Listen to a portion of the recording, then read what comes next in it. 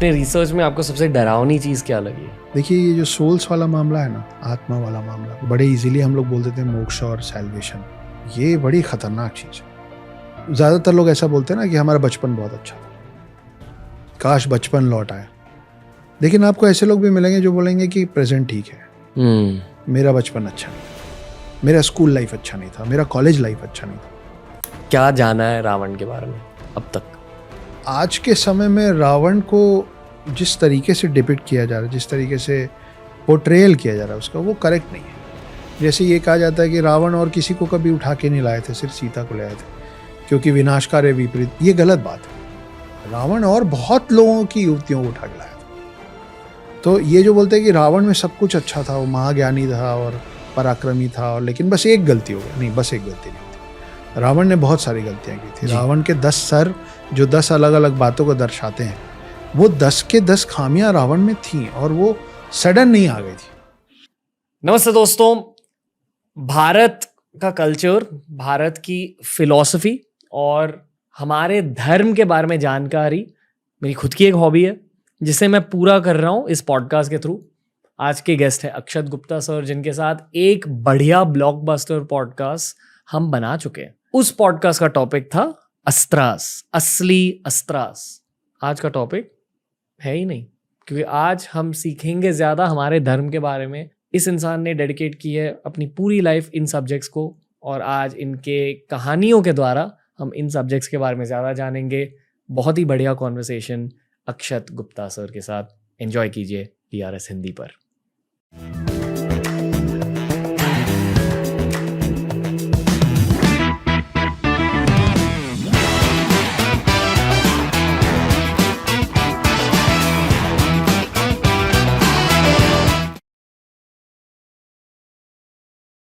अक्षत Gupta sir, DRS Hindi में आपका स्वागत है। बहुत ज़्यादा एक्साइटेड है हम।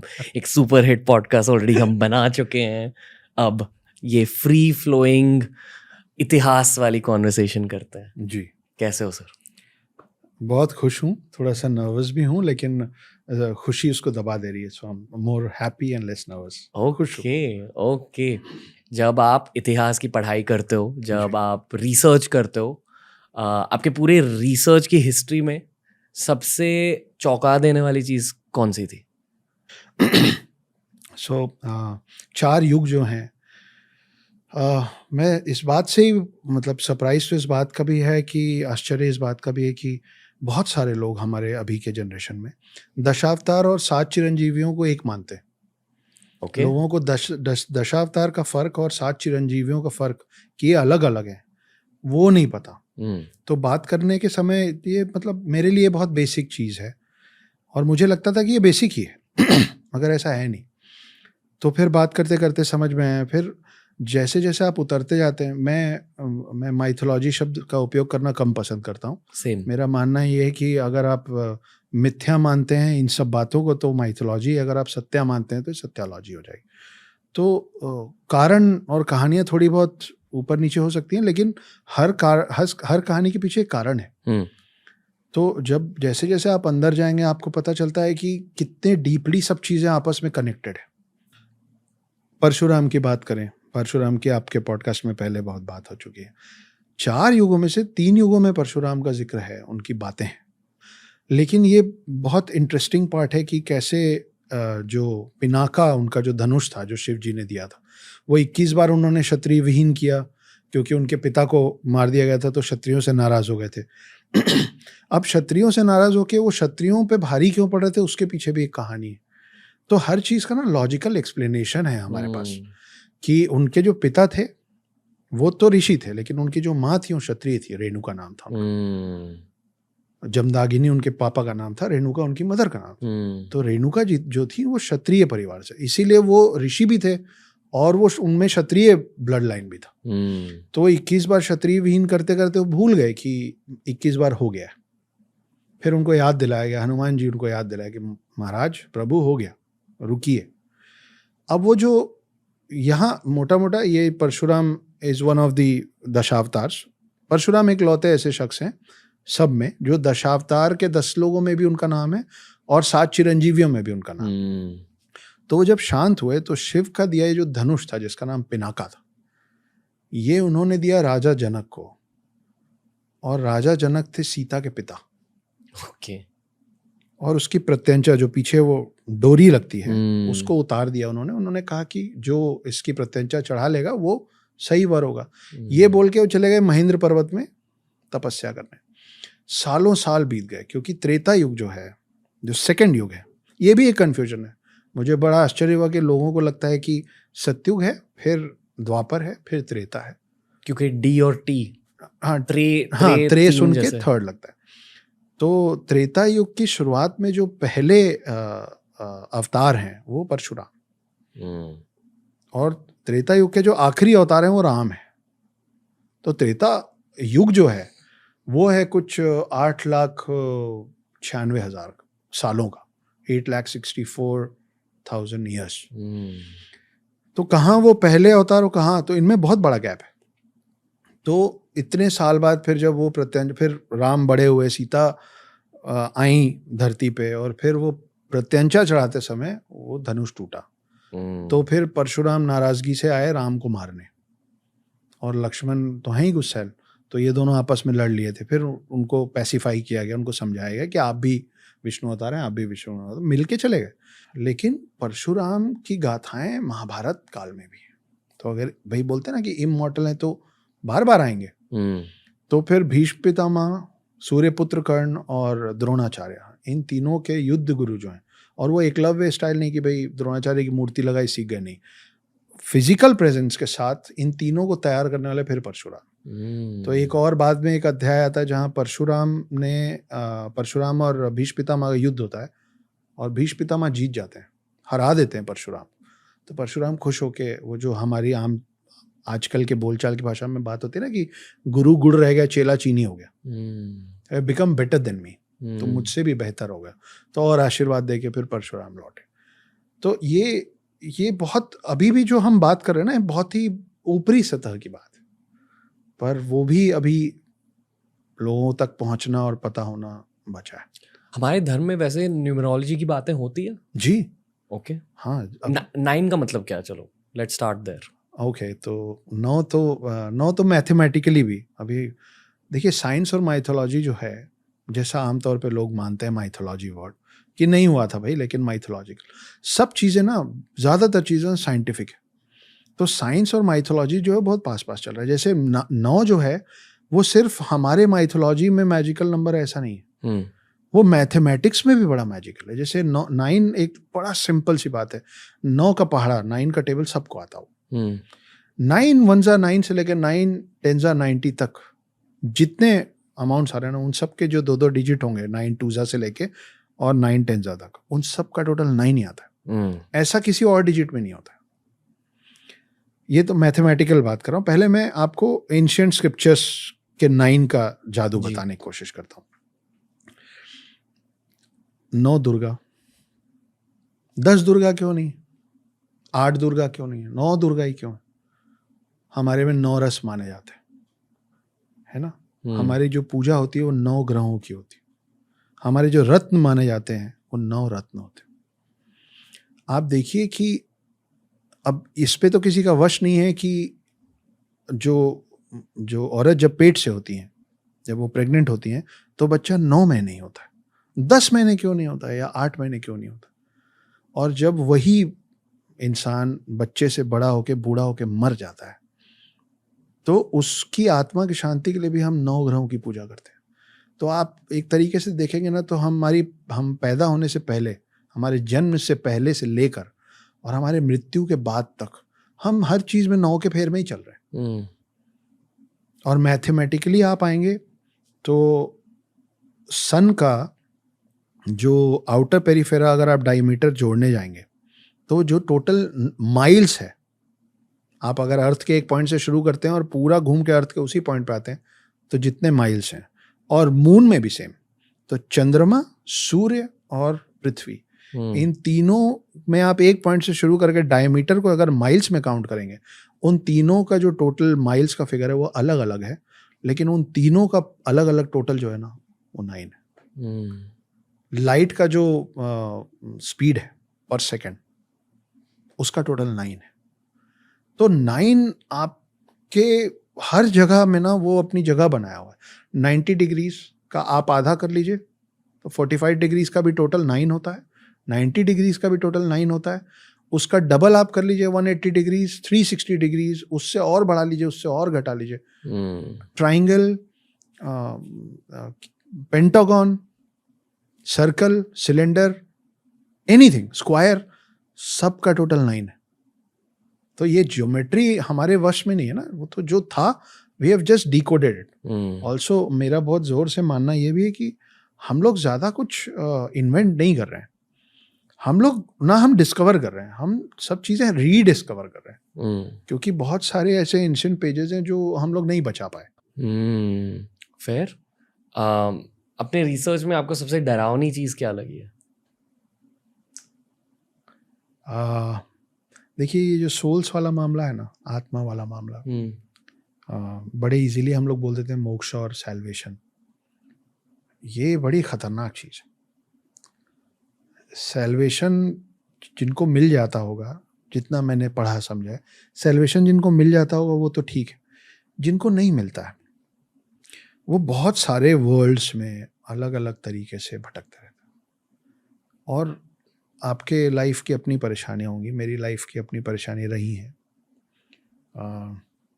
एक बहुत अच्छे बचपन के बाद अभी 2014 में सुसाइड तक जाना पड़ा है, और वहाँ से फिर अब मैं आपके साथ यहाँ बैठ के बात कर रहा हूँ। तो ज़्यादातर लोग ऐसा बोलते हैं ना कि हमारा बचपन बहुत अच्छा था, काश बचपन लौट आए। लेकिन आपको ऐसे लोग भी मिलेंगे जो बोलेंगे कि प्रेजेंट ठीक है, मेरा बचपन अच्छा नहीं था, मेरा स्कूल लाइफ अच्छा नहीं था, मेरा कॉलेज लाइफ अच्छा नहीं था, फॉर XYZ रीजन्स। सोल्स जो ट्रैवल कर रहा है वो हम अपने कर्मों की वजह से ही सैल्वेशन को या तो नहीं पाते हैं या तो देर से पाते हैं जी। सोल्स की एक एज है, जैसे आपके और मेरे बॉडी का एक एज है, वैसे सोल्स का, फॉर एग्जांपल सिर्फ आपके मेरे समझने के लिए, आप मान लीजिए कि सोल की उम्र 1000 साल है, मान लेते हैं एक आत्मा है जिसकी उम्र 1000 साल है। अब वो या तो 20 बार 50-50 साल के बॉडीज बदले, या 10 बार 100 साल के बॉडीज बदले, मगर ऐसा होता नहीं। कई बार एक बच्चे में आत्मा जाती है और वो पेट में ही मर जाता है, या भ्रूण हत्या कर दी जाए, जैसे भी कोई खेलते हुए मर जाता है, कोई किसी कारण से, कोई बुजुर्ग होकर मरता है, कोई जवानी में मर जाता है। तो हम में से कोई ये नहीं बता सकता कि उस 1000 साल का जो सोल का स्पैन है वो कितने लाइफ टाइम्स में कवर होगा, और वो उतने सारे लाइफ टाइम्स में उसको क्या क्या देखना पड़ेगा। फॉर एग्जाम्पल आप देखे होंगे कि एक उम्र दराज आदमी होता है 60-70 साल का, लेकिन उसकी हरकतें बहुत ही बचपने वाली होती, गलत सेंस में नहीं। वो या तो अपनी उम्र के हिसाब से वो जो जोक कर रहा है वो बड़ा बचकाना सा जोक है, या उसका बॉडी लैंग्वेज ऐसा है कि यार थोड़ा मतलब डिसेंट रहिए। आप बहुत सारे लोगों को देखेंगे जो हर बात में गाली देते हैं, वो बड़े हो गए हैं पर, और एट द सेम टाइम आप स्कूल कॉलेज में ऐसे लोगों को भी देखेंगे जो बड़े स्थिर हैं, very calm people. It is not because उनकी परवरिश कैसे हुई, क्योंकि ऐसा भी हो सकता है कि उन्हीं के फादर से आप मिलेंगे तो आपको लगेगा कि यार ये ज़्यादा समझदार है पिताजी से। तो वो जो फादर का जो सोल है ना, वो उनका ये बेटा बना इस बार। लेकिन अगर आप फादर के सोल और बेटे के सोल को कंपेयर करेंगे तो सोल की उम्र होगी 600 ईयर्स और फादर की एज का सोल की एज होगी कहीं 300 ईयर्स। तो कुल मिला के son is elder than the father at the age of soul. अब ये क्यों मिले हैं, ये अगली बार फिर मिलेंगे, क्योंकि उसी को शायद कार्मिक कनेक्शन बोलते हैं कि इस जिंदगी में मिले हैं, फिर अगले जीवन में ये कुछ और होगा, कोई कुछ और होगा। लेकिन वो किसी ना किसी तरीके से their roads, their paths will cross. Okay. मुझे सबसे डरावनी चीज और राक्षस और दानव, ऐसे सब चीजें मुझे बहुत डरावनी लगती है। इस टॉपिक में आपका इंटरेस्ट है जी? क्या होते थे राक्षस, क्या होते थे दानव, असुरा, ये सब एक ही चीज है? नहीं, बहुत थोड़ा थोड़ा फर्क है। ओके। इसकी शुरुआत हम करते हैं। देखिए हैं सब राक्षस, मतलब ऐसा नहीं कि बिल्कुल अलग प्रजाति है, वो भी होते थे, मैं मानता हूँ अभी भी होते हैं, लेकिन अब हम सब एक जैसे दिखने लगे हैं जी। जैसे चारों युगों की अगर बात करें तो सतयुग में सब कुछ सत्य सत्य था। आप ये समझिए कि एक अर्थ है और अर्थ के बाहर दो वर्ल्ड्स हैं, एक गॉड वर्ल्ड है, एक डीमन वर्ल्ड है। ये दोनों चाहते हैं कि हम अर्थ को विन ओवर कर लें, ये हमारा हो जाए। ऑलरेडी इसका जो आधिपत्य है, इसका जो पोजीशन है वो गॉड्स के पास है इन सतयुग। तो उस समय गॉड्स इतने पावरफुल थे और ह्यूमंस इतने क्लीन थे इन देयर डीड्स कि असुर जो थे, दानव जो थे, वो अर्थ के अंदर भी नहीं आ पा रहे थे। सतयुग खत्म हुआ, हम लोग थोड़े से इम्प्योर हुए। त्रेता युग शुरू हुआ, तब तक दानवों की इतनी ताकत बढ़ गई थी, या ये कहीं ऐसा माना जाता है कि गॉड्स को एम्पावर हम करते हैं, हम उनको शक्तियां दे रहे हैं। तो जैसे जैसे हमारी मान्यता और बिलीव घटता जाएगा वो कमजोर होते जाएंगे। तो जब हम थोड़े से इम्प्योर हुए तो इधर से डीमंस का पावर इतना बड़ा that they however manage to enter the earth. और साइंटिफिक लैंग्वेज में बोले तो ओजोन लेयर क्रॉस कर पाया वो। मीटियोर्स वगैरह हमारे पास आते आते खत्म हो जाते हैं ना, वो आ पाए। तो फिर रामायण वाला वक्त आया जब एक नियर बाई लैंड तक वो पहुंचे और वो देवभूमि भारत में आए और वो यहाँ कुछ गलत किए। और यहाँ का जो प्योर सोल था, with the help of other pure souls, I am intentionally not saying humans, क्योंकि उसमें वानर सेना भी थी, उसमें जटायु भी थे, उसमें जामवंत भी थे जी। तो ये सब लोग मिलके एक वॉर हुआ जिसको हम रामायण के नाम से जानते हैं। वो युग खत्म हुआ और फिर चालू हुआ द्वापर युग। द्वापर युग में महाभारत, तब तक हमारा विश्वास इतना हट गया था कि people directly started cursing gods. जैसे महाभारत के अंत में ये धृतराष्ट्र की जो पत्नी थी गांधारी, उन्होंने कृष्ण जी को सीधे सीधे श्राप दे दिया था। तो हम अपने आप को इतना सुपीरियर मानने लग गए थे कि हम ये भी करने लग गए। तो तब तक हम इतने इम्प्योर हो गए कि हमारे ब्लड लाइन के अंदर तक ये डीमंस घुस गए। तो जो फार ऑफ लैंड्स में थे वो दे एंटर्ड आवर बॉडीज। तो महाभारत युद्ध क्या था? एक ही परिवार का युद्ध था। तो जब एक परिवार में युद्ध हो रहा था तो उसमें दोनों कैसे थे?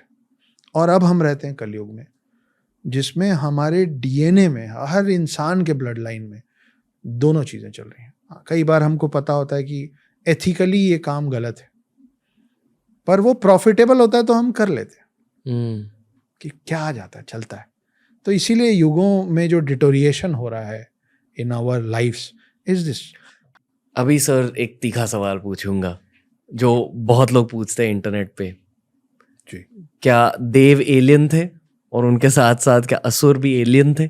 अगर हम कह रहे कि अलग लोक से आए, लोक का शायद इंग्लिश ट्रांसलेशन प्लेन होता है और ये माना जाता है कि हम भूलोक में रहते हैं जी। तो जब हम भूलोक की बातें कर रहे हैं तो क्या भूलोक सिर्फ हमारी धरती है, हमारा सोलर सिस्टम है, या हमारा पूरा नोन यूनिवर्स है? जैसे एस्ट्रोफिजिसिस्ट अभी नोन यूनिवर्स के बारे में बातें करते हैं जी। तो ये भी बताते हैं कि नोन यूनिवर्स के कुछ लिमिट्स है और उस लिमिट्स के बाहर क्या है हमें पता नहीं पता। और ये फिजिक्स से प्रूवन है जी। तो भूलोक मतलब ये नॉन यूनिवर्स या भूलोक मतलब सिर्फ धरती? देखिए, इस बात से एक बात याद आई है। जी। मैं पहले आपको वो टच करते हुए Sure. हम आपकी श्योर वेस्टर्न कंट्रीज में जिस पहले आदमी ने बोला था ना कि अर्थ इज राउंड, उसको फांसी पे टांग दिए थे। ये फैक्ट है, नाम मुझे ध्यान नहीं है पर मिल जाएगा कि ये अगेंस्ट द क्राइस्ट बात कर रहा है। जब ये वहाँ किया जा रहा था ना, उस समय भी हम यहाँ पे ज्योग्राफी को भूगोल ही कहते थे। भू मतलब लैंड और गोल मतलब गोल। तो हमको उस समय भी पता था, एंशिएंट साइंस बोल लीजिए, जो भी बोल लीजिए। इसीलिए मैं बार बार बोल रहा हूँ कि जो लोग भी इसको माइथोलॉजी मानते हैं, उसका और साइंस का बहुत करीबी ताल्लुक है। हम उस पर आएंगे जी। पर कमिंग टू आपके सवाल को कि क्या ये अलग अलग प्लैनेट्स में रहते हैं, जी ये बहुत इंटरेस्टिंग क्वेश्चन है। और आप इसको ऐसे सोचिए कि अब हम लोग धीरे धीरे एडवांस होते जा रहे हैं। हम मून पहुंच गए, हम मार्स पहुंच गए और अब हम और आगे जाने की तैयारी में। एक दिन ऐसा आएगा ना, मतलब आज से 500 साल पहले, 200 साल पहले कोई सोच नहीं सकता था कि हम मून तक पहुंच जाएंगे। हम पहुंच गए, मून तक पहुंच गए, मार्स तो दूर है, नहीं पहुंच, हम पहुंच गए। आज हमको लगता है कि जहां हम नहीं पहुंच पाएंगे, जस्ट इमेजिन कि एक दिन एक स्पेसशिप अर्थ से निकलता है और वो किसी ऐसे प्लैनेट में लैंड करता है जहां हैबिटेट है। किसी अलग तरीके के जीव हैं, लेकिन हैं, और they have brains, they can understand, they might not be knowing our language, हमारा लैंग्वेज नहीं। हम किसी तरीके से अगर उनको ये समझाएंगे कि हम कहाँ से आए, तो हम 2-3 चीज़ें बोलेंगे। हम बोलेंगे कि हम पृथ्वी से आए, अर्थ से आए, ठीक है, और वो ध्यान से देखेंगे कि हम दिखते कैसे, हम चलते कैसे, और फिर जब हम वापस, अब हम आए हैं और अगर वो हमारा नुकसान नहीं कर रहे हैं तो हम उनको कुछ तो देंगे। चाहे हम अपने स्पेसशिप से निकाल के उनको कुछ चिप्स का पैकेट ही दे दें, पर कुछ तो देंगे, है ना। वो उनके लिए पहली बार देखी हुई कोई नई चीज़ होगी, और उसके बाद हम वापस उसी स्पेसशिप में बैठेंगे, क्योंकि हम ग्रेविटेशनल फोर्स तो सीख चुके हैं, और हम निकल के वापस अर्थ आ जाएंगे। रोज़ रोज़ तो उस प्लैनेट नहीं जा सकते, और उस प्लैनेट का टाइम अलग चल रहा होगा, हमारा अलग चल रहा है, ब्रह्मा का अलग चल रहा है ना। डिवाइन युगाज अलग हैं, ह्यूमन युगाज अलग हैं। अब जब हम वापस लौट आए हैं तो उस प्लैनेट में जब इवोल्यूशन होगा, जब उस जनरेशन में और लोग नेक्स्ट टू नेक्स्ट जनरेशन आएगा, वो भी तो दीवार पे ऐसे चीजें बना देंगे ना। और उनके लिए भगवान कहाँ से आए थे पता है? उनके लिए भगवान अर्थ से आए थे। तो भगवान ऊपर से आए थे, भगवान पृथ्वी नाम, तो हमारे लिए स्वर्ग वर्ड जो है वो शायद उनके लिए वर्ड पृथ्वी बन जाएगा। स्वर्ग वर्ड भी सब्जेक्टिव होता है, सब्जेक्टिव होता है। अभी हो सकता है कि एक गॉड जो वेस्टर्न साइड में उतरे होंगे, उन लोगों को समझ में आया हेवन, क्योंकि हम उनकी लैंग्वेज नहीं बोलते थे, और वही हमको समझ में आया स्वर्ग, और वही किसी और को समझ में आया जन्नत, लेकिन ये है एक ही प्लैनेट। तो वहीं से फिर वो बात निकलती कि ऑल गॉड्स आर वन, भगवान एक ही है। तो हाँ, ये बहुत ज़्यादा इसकी पॉसिबिलिटी हो सकती है आने वाले समय में कि okay sir, specifically ancient history की बातें करते हैं। जैसे एंशिएंट हिस्ट्री में एक कॉन्सेप्ट है मेगाफोना का, यानी कि आज के ज़माने में जितने भी एनिमल्स को हम जानते हैं उनके सारे के सारे एंसेस्टर्स अब एक्सटिंक्ट हो चुके हैं। 99% of all animals have gone extinct, पर उन 99% में बहुत मेगाफोना एनिमल्स थे। मेगाफोना यानी कि बड़े बड़े एनिमल्स, जो आज के ज़माने में शायद सिर्फ ब्लू व्हेल है। Blue whale is the one existing megafauna, पर पहले बहुत मेगाफोना होते थे, बड़े बड़े बर्ड्स होते थे, बड़े जानवर होते थे। तो उसी पर्सपेक्टिव से वानर सेना और जटायु के बारे में पूछना चाहूँगा। आप क्या मानते हो, वानर सेना क्या थी? क्या वो कुछ एंशिएंट मैन का एक वर्जन था, हाफ मैन हाफ मंकी? क्या मानते हो आप वानर सेना और जटायु जैसे जीवों के बारे में? देखिए, ये बात एकदम सच है। ये मिथ नहीं है, ये हिस्टोरिकल साइंस है। इसके एविडेंसेस हैं कि बहुत बड़े बड़े एनिमल्स होते थे जी। मैमथ सच में थे, जो हाथी से 3, तो अगर ये बोला गया है कि इंद्र एक हाथी पे चलते थे जिसका नाम ऐरावत था, जिसके 3 सर थे, वो वाइट एलिफेंट था और वो बहुत पावरफुल था। तो मैमथ उसके बहुत बाद के जो हमको प्रूफ्स मिलते हैं, क्योंकि जब आप ऐरावत की बात कर रहे हैं तो आप मैमथ से भी पहले की बात कर रहे हैं। तो हर चीज़ अब समय के साथ डिटोरिएट हो रहा है। हम लोगों की एज डिटोरिएट हो रही है, हमारी हाइट डिटोरिएट हो रही है, वो भी तो डिटोरिएट होते होते वहाँ पहुँचे होंगे जहाँ वो अब हैं। तो ये आज जो हम हाथी देखते हैं, वो हाथी शुरू से ऐसा नहीं रहा होगा, वो हाथी बड़ा रहा होगा। आज जो हम शेर देखते हैं, उसके पहले सेबर टूथ होते थे जी, और ये historically with the evidence proven है। तो अगर शेर की जगह सेबर टूथ हो सकते हैं और हाथी की जगह मैमथ और ऐरावत हो सकते हैं, तो फिर बाकी सब क्यों नहीं हो सकते हैं? इसका जवाब कोई नहीं दे पाएगा। मतलब I am talking in favour of कि हाँ थे जी, कि वानर सेना, बंदर तो आज भी नकल करते हैं। आप जो करेंगे, हमारे बचपन में कहानी है कि वो नकल करते थे। तो वो कहीं ना कहीं they are the closest to human form. तो ऐसा देखिए, हर कोई इवॉल्व हो जरूरी नहीं है। 2, 4, 6 बच्चों को आप एक साथ बड़ा कीजिए, वो सब अलग अलग लोग बनेंगे। तो हो सकता है कि ये एक स्पीशी थी। आप जब हम हनुमान चालीसा पढ़ते हैं, तो हनुमान चालीसा में जो शुरुआती लाइन है, तिहु लोक उजागर के पहले, जय हनुमान ज्ञान गुण सागर जय कपि। कपि जो है ना, हनुमान चालीसा में जो शब्द है, ये कपि उस क्लैन का नाम था जिस क्लैन का एक हिस्सा थे हनुमान। पूरी जो वानर सेना, जो पूरे वानर हैं, उनके जैसे हमको होमो सेपियंस बोलते हैं, हम ह्यूमंस हैं, वैसे उनके क्लैन का नाम था प्रॉपर कपि। तो वो कपि के अंदर ये सब आते थे, बाली, सुग्रीव, अंगद, हनुमान। तो हाँ, ये होते थे। कहीं कहीं पे आपका बिलीफ सिस्टम बढ़ाने के लिए ज़रूरी हो जाता है कि उसको थोड़ा सा लार्जर देन लाइफ बनाना पड़ता है। रामायण के बाद क्या हुआ हनुमान जी के साथ? हनुमान जी उन 7 चिरंजीवियों में से एक हैं जिनको वो राम के साथ जाना चाहते थे। पर वो पहले से चिरंजीवी थे, यानी कि पैदाइशी चिरंजीवी थे, या उन्हें कुछ वरदान मिला? उनको बहुत सारे वरदान मिले। ओके। जैसे आप हनुमान चालीसा में आगे जाते हैं तो हनुमान जी जब बाल रूप में थे तो उनको लगा कि सूरज जो है वो फल है, वो उड़ गए उसको खाने। और शक्तिशाली तो बहुत थे, वायुपुत्र थे, शिव अवतार थे, तो शक्ति तो अथाह थी। जब वो उड़े खाने के लिए, ये इंटरेस्टिंग बात है कि आप हमारे हनुमान चालीसा में जो डिस्टेंस लिखा अर्थ और सन का, it is very very close to the real distance between earth and sun. और हम हनुमान चालीसा कब से पढ़ रहे हैं? तो हनुमान उड़े उसको खाने के लिए, और उनको रोकने के लिए इंद्र ने अपना सबसे स्ट्रांग वेपन, अपना सबसे स्ट्रांग अस्त्र चलाया, उसको वज्र कहते हैं। वो एक दूसरे ऋषि थे दधीची करके, उनके बोन से बना हुआ है, एक दूसरे राक्षस को मारने के लिए, और टूट ही नहीं सकता। आप ये समझ लीजिए कि कैप्टन अमेरिका का टाइटेनियम वाला शील्ड है वो, कि it can not be broken. उससे हनुमान पे हमला कर दिया ये, और हनुमान के चेहरे पे चोट लगी और वो मूर्छित होकर नीचे गिर गए। हनुमान है वायुपुत्र, तो वायु नाराज हो गए तो उन्होंने पूरी दुनिया की हवा रोक दी, सब मरने लग गए। उस समय जो वायुदेव थे उनको शांत करने के लिए सब भगवानों ने इनको अलग अलग वरदान दिए, जो जो दे सकता था सब ने अलग अलग वरदान दिए। उन सब वरदानों का मिलके, और ब्रह्मा जी आए और ब्रह्मा जी ने बोला कि तुम अमर रहोगे, तो अगर वायु को इतनी तकलीफ हो रही है तुम्हारे जाने से, कभी नहीं जाओगे। लेकिन साथ में वो छोटे थे तो उनको समझ नहीं थी सही और गलत की, इसलिए साथ में ये भी दिया गया कि तुम अभी भूल जाओगे सब कुछ, तुमको याद तब आएगा जब राम आएंगे। राम से मिलके तुमको याद, तुम्हारी शक्तियां सारी याद आएंगी, उसके पहले तुम अपनी शक्तियां यूज नहीं कर पाओ। फिर राम आए, उनको पूरी याद दिलाया गया। उनका पर्पस, राम के साथ जो उनका पर्पस था वो था रावण को हराना।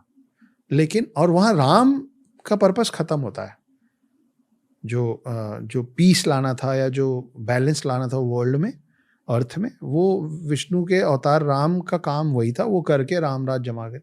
लेकिन हनुमान जी का जो पर्पस है वो एक नहीं है, हनुमान जी के बहुत सारे पर्पस हैं। हनुमान जी एक बार शिव जी से भी लड़े हैं। हनुमान जी गरुड़ जो है विष्णु जी का वाहन, उसको रेस में हरा के उसका भी घमंड तोड़े हैं। हनुमान जी शिव जी से लड़ते समय उनका त्रिशूल निगल गए थे गुस्से से, और ये सब राम जी के आने पहले हो गया था। हनुमान जी एक बार सुदर्शन चक्र खा गए थे गुस्से से। तो हनुमान जी का जिक्र महाभारत में भी आता है। तो ये एक बड़ा इंटरेस्टिंग सा, एक और कम लोगों को पता है कि कृष्ण और अर्जुन गए थे हनुमान जी के पास।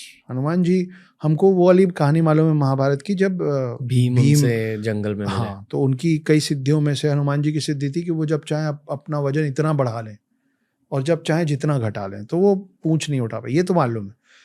अब वो कहाँ रहते थे वहां भीम को पता चल गया था, तो भीम ने बोला कि हमारा पांडव की जो सेना है वो थोड़ी कमजोर है, हनुमान जी की मदद मांगते हैं। तो ये लोग गए हनुमान जी के पास कि आप हमारे साइड से लड़िए। तो हनुमान जी बोले कि अगर मैं आपकी तरफ से लड़ूंगा तो महाभारत का पूरा पर्पस डिफीट हो जाएगा, क्योंकि मैं उतरूंगा तो गेम ओवर हो जाएगा। लेकिन आप आए तो मैं आपको खाली हाथ भी नहीं लौटाऊंगा।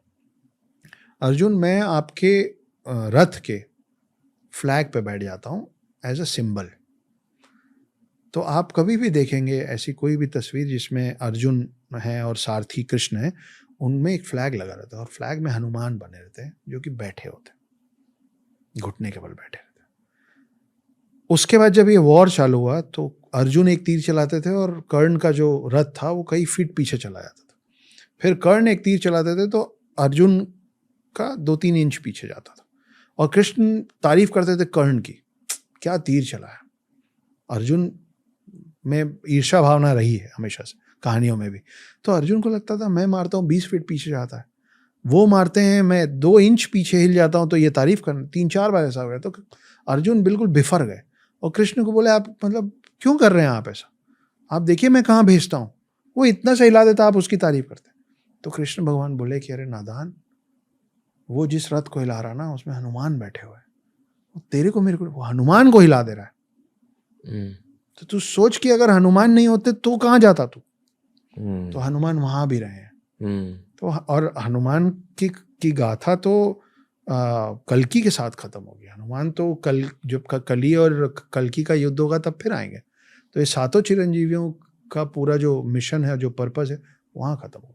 कहा जाता है कि जब भगवान ने मानव जाति को बनाया तब सप्त ऋषि को भी बनाया ताकि जो भगवान की असली नॉलेज है वो ह्यूमंस तक पहुंचे, और सप्त ऋषि ह्यूमंस तक वो नॉलेज पहुंचाते हैं। करेक्ट। और ये चारों के चारों युगों में सप्त ऋषियों का रोल है जी। ओके। और तो, क्या? हाँ, तो पहले ब्रह्मा जी ने 4 वामन अवतार बनाए थे जी। उनको बड़ा ज्ञान दिया और बोले जाओ बांटो। तो बोले हम नहीं कर पाएंगे, हम उसके लायक नहीं। ब्रह्मा जी उनसे नाराज भी हुए, उनको कुछ श्राप वाप दिया, उनको अलग कर दिया। उसके बाद विष्णु जी ने 7 पहले पुरुष बनाए, जैसे मनु मानते हैं ना, मनु के पहले सप्त ऋषि बने, वो 7 ऋषि हैं। और उन्होंने वो जो 4 वेद है, अथर्ववेद, यजुर्वेद, सामवेद, ये 4 वेद लिखने वाले ये सप्त ऋषि हैं। इनकी अलग अलग, इनमें अलग अलग ज्ञान था और इन्होंने अलग अलग तरीके से उस ज्ञान को दिया और इन्होंने ही फिर दुनिया चालू की। तो इन सप्त ऋषि के ही क्लैंस चल रहे हैं अभी तक सारे, हम सब जो हैं। तो उसके नीचे अब जैसे जमदागिनी एक ऋषि थे जो परशुराम के पिता थे, तो वो एक क्लैन से आते हैं। कश्यप एक ऋषि थे, कश्यप की बहुत सारी वाइफ्स में से एक वाइफ थी कद्रू। तो कद्रू ने जब उनसे वरदान मांगा था तो उन्होंने वरदान में उनको बोले कि ठीक है मैं तुमको वरदान देता हूँ, तुमको 100 अंडे होंगे। वो 100 एग्स में से 100 स्नेक्स निकले। तो इसीलिए सारे सांप जो हैं वो कद्रू की संतानें मानी जाती। तो ये जो सप्त ऋषि हैं वो उन्होंने ही, वैसे बनाने वाले ब्रह्मा है, क्रिएटर इज ब्रह्मा, लेकिन ब्रह्मा को भी उस सृष्टि को बनाने में और उसको कंटिन्यूसली चलाते रहने में जिन लोगों की मदद चाहिए, उनमें जो फर्स्ट 7 हैं वो सप्तऋषि हैं। फिर कई देवियां हैं, जैसे गंगा पहले एक बार ह्यूमन अवतार में आई थी, वो हिमराज, हिमालय पर्वत के जो राजा होते थे, उनकी बेटी बन के आई थी। फिर बाद में वो वापस गई, फिर उनको भागीरथ फिर से लेके आए अब मोक्ष प्राप्ति के लिए। तो ये अलग अलग कहानियां हैं, लेकिन हाँ ये सप्तऋषि जैसा कि आपने कहा करेक्ट है। ऐसी हम लोगों की सबकी मान्यता है कि सप्तऋषि ही दुनिया का सुचारू रूप से उसको चलाने का काम, आपको राइट पाथ पे रखने का काम, ये सारे उपनिषद, ये सब इनका लिखा। उपनिषद भी बड़ी इंटरेस्टिंग चीज़ है। अभी हम 9 की बात कर रहे थे, जो वो माला जपते हैं उसमें 108 बीट्स होते हैं। महाभारत जो युद्ध चला था वो 18 दिन चला था। 18 का टोटल 9 होता है, 108 बीट्स का टोटल 9 होता है। गीता में जो महाभारत में जो चैप्टर्स हैं वो 18 हैं, गीता में जो चैप्टर्स हैं वो फिर 18 हैं। गीता महाभारत अलग अलग है। उपनिषद जो हैं वो उसमें जो टोटल श्लोक लिखे हुए हैं हजारों में, उन सब का टोटल फिर 9 है। तो ये सब चीज़ें हम जो बात कर रहे हैं ना रणवीर, ये सब आपस में जुड़े हुए हैं बस। लेकिन हम लोग का जो ब्रेन जो अभी कुछ परसेंटेज काम करता है, वो अभी हमारा ब्रेन इतना इवॉल्व नहीं हुआ है कि हम इन सब चीज़ों का कनेक्शन समझ पाए। इसीलिए हम लगातार स्पेक्युलेट करते रहते हैं। हमको कभी कुछ सही लगता है, कभी कुछ सही लगता है, पर हमको सही भी इसलिए लगता है क्योंकि हमको लगवाया जाता है। वो भी हम नहीं करते, वो भी वहीं से आता है। बहुत सारे लोग ऐसे भी होते हैं जो सिर्फ ऐसी चीज़ों को मानते हैं जो साइंस से प्रूव्ड है जी। तो आज के ज़माने में जो वेस्टर्न साइंटिस्ट प्रूव करते हैं उसमें विश्वास रखते हैं। और उसी पर्सपेक्टिव से मैं आपको हमारे धर्म, हमारे संस्कृति के बारे में पूछना चाहूँगा। आज के ज़माने के साइंटिफिक पैरेलल्स क्या है हिंदू धर्म को लेके? ठीक है, एक तो हमने बात की हनुमान चालीसा की, जी, वहीं से शुरू करते हैं कि सन और अर्थ का जो डिस्टेंस है वो परभानु वाली जो 2 लाइनें हैं हमारे हनुमान चालीसा में, उसमें प्रॉपरली लिखा हुआ है, मतलब लाइट ईयर्स में डिस्टेंस हमने एक्सप्लेन किया हुआ है। बहुत कई 100 कई हजार साल बाद फिर एक दिन नासा ने बताया कि अर्थ और सन का these many light years, this is the distance. तब दुनिया को मालूम चला। We have been very bad marketers. हमने ज्ञान बहुत फैलाया, लेकिन हम क्रेडिट लेने में बहुत पीछे रह गए चीज़ों को। जैसे एक व्यक्ति थे सुश्रुत को मतलब अपने ही कास्ट से निकाल दिया गया था, क्योंकि वो गंगा में और दूसरी नदियों में जो डेड बॉडीज बहती थी, पहले युद्ध में जो मर जाते थे उनको बहा दिया जाता था, सबकी अंत्येष्टि नहीं की जाती थी। तो उनकी बॉडीज को निकाल के ये उनकी बॉडीज किसी एक बॉडी में मान लीजिए कान कट गया है और दोनों हैं तो डेड बॉडीज, दूसरे में कुछ और कट गया, तो इसका कान निकाल के उसको लगा देते थे। वो गंगा के दूसरे किनारे बैठ के ये सब करते थे, तो उनको बहुत ही अशुद्ध माना जाता था। उन्होंने ये सब करते करते जो भी सीखा वो डॉक्यूमेंट करना शुरू किया। उन्होंने डॉक्यूमेंट की 27 वॉल्यूम्स, उसको कहते हैं सुश्रुत संहिता। और ये मतलब ये सच में अभी भी एग्जिस्ट करती हैं, ऐसा नहीं कि हवाई बातें हो रही। वो सुश्रुत संहिता यहाँ से पर्शियन लैंग्वेज में कन्वर्ट हुआ और अरेबिक कंट्रीज गया, वहाँ से इंग्लिश में कन्वर्ट हुआ और यूएस यूके वेस्टर्न कंट्रीज पहुँचा, और वहाँ से it came back becoming plastic surgery to us. ये फादर ऑफ सर्जरी माने जाते हैं, फादर ऑफ सर्जरी सुश्रुत। तो हम we are the first plastic surgeons of the world. अब देखिए, अभी दिवाली पास है, आप 10 लोगों से पूछेंगे तो उसमें 9 लोग नहीं बता पाएंगे कि धनतेरस हम लोग क्यों मनाते हैं। धनतेरस धनवंतरी के नाम पे मनाया जाता है। धनवंतरी को बोला जाता है first doctor of the world. तो सागर मंथन वाली कहानी में आप जाएंगे तो अमृत कलश लेके जो व्यक्ति निकला था वो धनवंतरी थे। He was a Demi God, half man half God. उन्होंने पूरी दुनिया और हम लोगों को मेडिसिन सिखाया। तो इसीलिए अभी तक फाइट चलता रहता है कि आयुर्वेदिक अच्छा है कि एलोपैथी अच्छा है कि कौन सा। अब आप ग्रेविटेशनल फोर्स पे आ जाइए। उसके पहले प्लैनेट्स पे चलते हैं। 1600 वाले ईयर में, 1608 और समथिंग में पहला टेलीस्कोप बना, और नासा ने बताया, वेस्टर्न कंट्रीज ने बताया हमको कि सूरज है और 9 प्लैनेट्स हैं जो उसका रिवॉल्व कर रहे हैं। क्या आपको लगता है कि जिस दिन इन्होंने सूरज और 9 प्लैनेट्स बता के उसको सोलार सिस्टम बोला, उसके बाद हम लोगों ने सौरमंडल शब्द का इजाद किया? हम पहले से जानते थे। कैसे जानते थे? इसका प्रूफ ये है कि 16वीं शताब्दी के पहले से हम 9 ग्रहों की पूजा कर रहे हैं ना। 9 ग्रहों की पूजा 15वीं शताब्दी से या 14वीं शताब्दी से शुरू नहीं हुई। 668 सीई में एक व्यक्ति का देहांत हुआ, उनका नाम था ब्रह्मगुप्त। उन्होंने बहुत सारी किताबें लिखी थी उस समय। उन्होंने एक किताब में एक लाइन लिखी थी, उन्होंने लिखा था कि जैसे पानी का काम है बहना, वैसे ही धरती का काम है हर चीज को अपनी तरफ अट्रैक्ट करना। इस व्यक्ति की डेथ हुई 668 सीई में। 1150 में एक दूसरे शख्स हुए जो उनकी लिखी किताबों को नए सिरे से एलाबोरेट कर रहे थे। उनका नाम था भास्कर, भास्कर 2। उनके पिता थे, वो सेकंड थे, तो वो भास्कर 2 थे। उन्होंने जो किताबें लिखी हैं वो उस पे उन्होंने शब्द दिया है गुरुत्वाकर्षण। और ये मैं बात कर रहा हूँ 1150 की, एडी 1150 सीई। हाँ, एडी एक ही बात है, मोर और लेस एक ही बात है। आजकल एक नया कंफ्यूजन चल रहा है। और ये जो gravitational force the theory of Newton बोला जाता है, ये हुआ है अराउंड 1600 में। तो वो जो मतलब हमने विमाना पुराण लिखा है, उस पे अब नासा सच में उसका प्रोटोटाइप तैयार कर रहा है, जिसमें फ्यूल में मर्क्यूरी यूज होता है। मर्क्यूरी का ये होता है कि जैसे उसको गर्म करते हैं तो वो लाइट होता जाता है।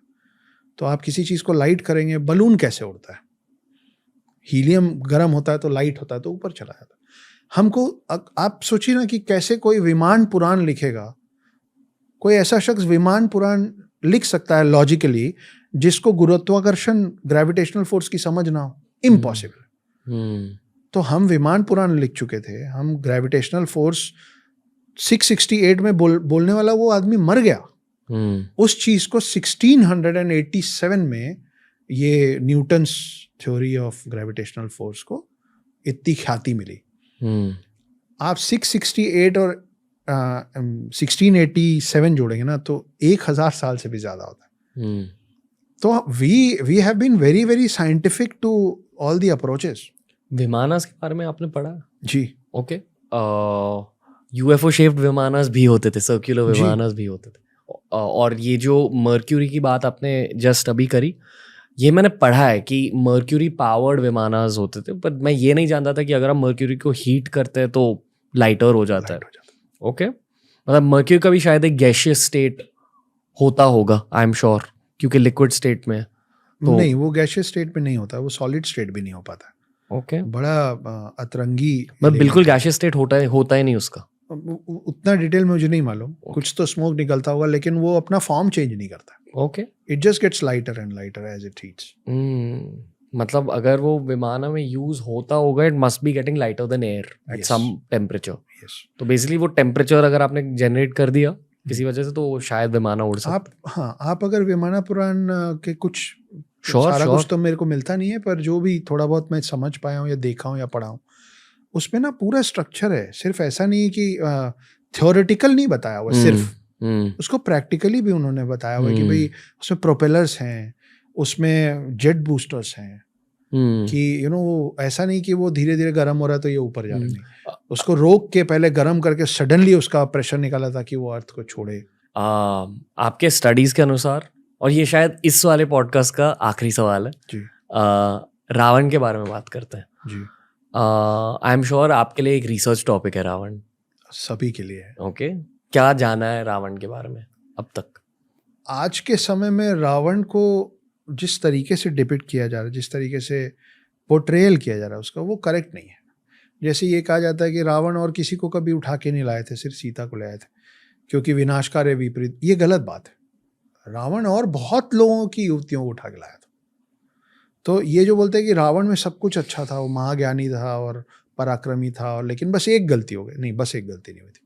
रावण ने बहुत सारी गलतियां की थी। रावण के 10 सर जो 10 अलग अलग बातों को दर्शाते हैं, वो 10 के 10 खामियां रावण में थी, और वो सडन नहीं आ गई थी। वो बोलते हैं ना कि आपके पाप का घड़ा भरता है, तो इंग्लिश में बोलते हैं last nail in the coffin. तो ये सीता को का हरण करने वाली चीज उनके लिए आखिरी हो गई थी। राम ने अवतार, मतलब विष्णु ने राम अवतार लेके वो आए इसलिए थे क्योंकि रावण का अति हो रहा था। तो लेकिन हम लोगों का परसेप्शन रावण के प्रति बहुत चेंज हो गया है, और वो नेगेटिव को पॉजिटिव दिखाने का जो एक फाइट है। क्यों? कलयुग शायद इसी को कहते होंगे, जो हमारी बुद्धि घटती जा रही है। हम वो लैंग्वेजेस जो हमारे ही बनाए हुए पूर्वजों के लैंग्वेज, हम वो पढ़ तक नहीं पा रहे। हम इसलिए नहीं पढ़ पा रहे हैं बिकॉज अब हम यहाँ से कमजोर होते जा रहे हैं। तो कमजोरी आपका, जब आप बीमार होते हैं तो आपका शरीर आपका साथ नहीं देता है। आपको बिस्तर से उठ के एक कमरे से दूसरे कमरे में जाने में थकान होने लग जाती है ना। तो जैसे शरीर बीमारी में थकता है, हम यहाँ से बीमार हो रहे हैं। अक्षत सर, ये पॉडकास्ट अब खत्म हो चुका है, पर बहुत मजा आया आपसे बात करके। आई फील कि आप जैसे, हमारे जैसे बहुत सारे लिसनर्स हैं, बहुत सारे लोग हैं भारत में जिन्हें भारत की मिस्ट्रीज के बारे में ज़्यादा जानना है। तो 2 सुपर हिट पॉडकास्ट के लिए थैंक यू सर। कैसा रहा आपका एक्सपीरियंस? मैं अभी अब्जॉर्ब कर रहा हूँ बहुत कुछ। आपके यहाँ का वाइब बहुत अच्छा है। मैं अभी तक इस बैकग्राउंड को ज़्यादातर पॉडकास्ट में ही देखा था। पहली बार यहाँ बैठ के आई एम फीलिंग ऑनर्ड। बहुत अच्छा लग रहा है। The honour is ours. Thank you sir. आप एक लाइफ लॉन्ग रिसर्चर हो और आपने अपने लाइफ लॉन्ग रिसर्च को यहाँ शेयर किया है। We appreciate. Thank you sir. तो ये था आज का एपिसोड। अगर अच्छा लगा, लाइक बटन को दबाइए, कमेंट कीजिए, सब्सक्राइब कीजिए रणवीर अलाहाबादिया को, and definitely TRS Hindi follow करते रहिए। जितना ज़्यादा मैं सीख रहा हूँ, उतना ही ज़्यादा मैं आपके साथ शेयर कर पा रहा हूँ, और इसलिए आपके भाई के लिए एक चीज़ करोगे, हमें गेस्ट रिकमेंडेशंस दे दीजिए। इंस्टा पर भी फॉलो कीजिए, वहां भी कमेंट सेक्शन में बताइए, यहाँ भी यूट्यूब पर कमेंट सेक्शन में बताइए कि आपको कौन चाहिए टीआरएस हिंदी पर।